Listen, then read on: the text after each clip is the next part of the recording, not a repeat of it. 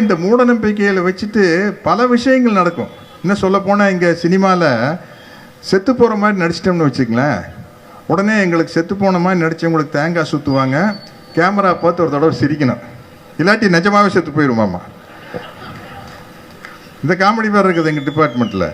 47 வருஷத்துக்கு முன்னாடி நான் நடித்த முதல் படம் சட்டம்பன் கையில்னு ஒரு படம், அதுலேயே செத்து போயிடுவேன். தேங்காய் தூக்கிட்டு வந்தாங்க, நான் ஓடிட்டேன், அதெல்லாம் ஒத்துக்க மாட்டேன், கேமரா பார்த்து சிரிங்க அப்படின்னாங்க. சிரிக்க மாட்டேன். ஏன் என்ன பிரச்சனை அப்படின்னு. இல்லை சார் சிரிக்காட்டி நிஜமாகவே மண்டை போட்டிங்கன்னு என்ன பண்ணுறது, அது என் பிரச்சனை உன் பிரச்சனை இல்லை, எனக்கு நீ கடைசி நாள் ஷூட்டிங் தானே ஒன்று இப்படி நான் பார்த்துக்கிறேன். 47 வருஷமாச்சு, நல்லா தான் இருக்கிறேன்.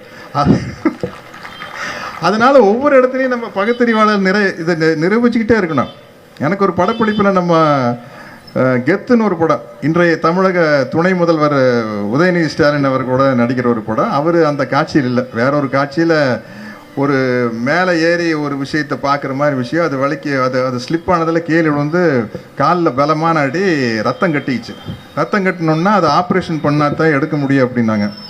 எங்கள் சொந்தக்கார டாக்டர் தான் ஒருத்தர் இருந்தார். இன்றைக்கி ஆப்ரேஷன் பண்ணிடலாங்க, சரிங்க பண்ணிடலாம் சொல்லுங்க அப்படின்னா.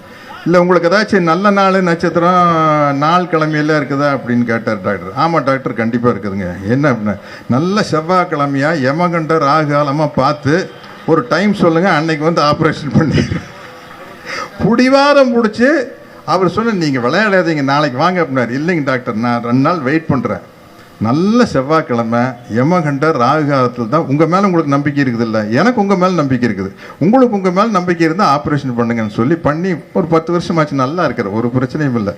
அதனால் எந்த விதமான மூட நம்பிக்கையும் இல்லாத வாழ்க்கை தான் ரொம்ப சுலபமான வாழ்க்கை. நீங்கள் 2 விஷயம் இருக்குது. இந்த கடவுள் மறுப்பு அப்படிங்கிறது பெரியார் ஐயா வழியில் வந்தோம்னா அவர் சொல்கிற கடவுள் மறுப்பு வந்து சமூக மகிழ்ச்சிக்காக அவர் பேசுகிறாரு. கடவுள் இருக்காரா இல்லையாங்கிறது பிரச்சனையே இல்லையே. அதில் மனிதனுக்குள் ஏற்றத்தாழ்வு இருக்கக்கூடாது, ஒரே இடத்துல பணம் போய் குவியக்கூடாது, அது அனைவருக்கும் பகிர்ந்தளிக்கப்பட வேண்டும், அனைவருக்கும் சமமான உரிமை வேண்டும், அனைவருக்கும் கல்வி வாய்ப்பு வேலை வாய்ப்பு எல்லாம் வரணும். அதற்கு தடையாக இருக்கும் சாஸ்திரம் சடங்கு சம்பிரதாயம். அதுக்கு ஹெட் ஆஃப் தி டிபார்ட்மெண்ட்டாக இருக்கிற கடவுளை மறுப்பது, சமூக மகிழ்ச்சிக்காக மறுப்பது ஐயாவினுடைய அடிப்படை கொள்கை. ஆனால் தனி மனித மகிழ்ச்சியாக நீங்கள் எடுத்துக்கிட்டாலும் கூட என்னுடைய அனுபவத்தில் வச்சு சொல்கிறேன். நானும் வந்து மருதமலையில் மொட்டை அடிச்சுக்கிறேன். அப்போ முடி நிறையா இருந்தது. நீங்கள் இது என்ன பெரிய மொட்டை அடிக்கிறேன்னு நினச்சிக்காதீங்க. அப்போ நிறையா முடி இருந்தது. மருதமலையில் மொட்டை அடிச்சுக்கிறேன், பழனியில் மொட்டை அடிச்சுக்கிறேன், திருப்பதியில் மொட்டை அடிச்சுக்கிறேன். செவ்வாய்க்கிழமையானா அங்கே மாங்காடம்மன் கோயில் என்னமோ போவோம், வெள்ளிக்கிழமை அன்னைக்கு பாடி முனீஸ்வரன் கோயில்னு என்னமோ போயிட்டு இருந்தேங்க. அப்போல்லாம் உண்மையிலேயே டென்ஷனாக இருக்கும். நம்ம ஒரு சினிமாவுக்கு வந்து அப்போ சினிமாவில் நடிக்க வந்து வாய்ப்பு தேடிக்கிட்டு இருக்க நேரம் நம்ம ஒரு அப்போ தான் எனக்கு புதுசாக கல்யாணமாக இருக்குது. இன்றைக்கி ஏதாச்சும் ஒரு சினிமாவுக்கு போகிறான்னு அட்வான்ஸ் புக்கிங் பண்ண கூட முடியாது. ஏன்னா இந்த கோயில் வேலைகள்லாம் குறுக்க வந்துடுமில்ல. அதனால் எங்கேயாவது மனைவியை அழைச்சிக்கிட்டு போகிறது, ஒரு பீச்சுக்கு போகிறது, சினிமாவுக்கு போகிறது, ஷாப்பிங் போகிறதெல்லாம் இதை பேஸ் பண்ணியே தான் நம்ம பிளான் பண்ணோம்.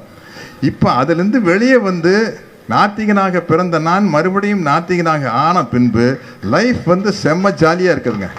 அதனால் சுயநலம், ஒரு மனிதனுடைய சுயநலம் என்ன?